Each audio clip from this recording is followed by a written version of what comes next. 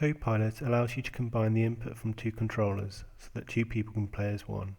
Alternatively, one person can use this feature to divide their controls between two controllers to play in a more comfortable or accessible way. To turn on Copilot, from the Xbox menu, navigate to Settings, then down to Ease of Access Settings. Then select the controller icon. Go down to Copilot Settings. Plug in or turn on your second controller if you haven't already. Then go down and select Turn on Copilot, which will be highlighted when the two controllers are connected to the Xbox One console. Controllers can be used wired or wirelessly. In the following examples, we'll use the left half of one controller and the right half of the other controller. However, all functions on both controllers will continue to work in Copilot.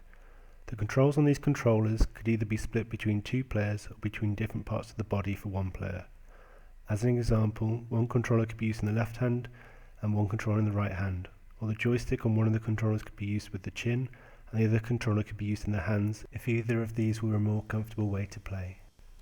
Controller 1 on the left is being used here for move and aiming down the sights, and controller 2 on the right is being used for looking around and firing as well as jumping.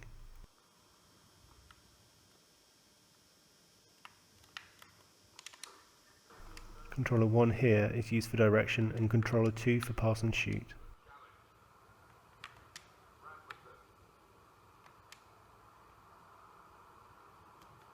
Here, controller 1 is used to steer, whilst controller 2 is used to accelerate, with the default right trigger remapped to the A button in the in-game options.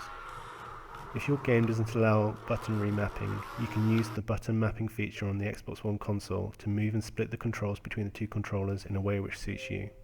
For instance, if you wanted to use one of the controllers in a particular way but were unable to use the A button and the D-pad was easier to use, you could swap the A button with the button on the D-pad. You can also swap the joysticks with each other and the same with the triggers.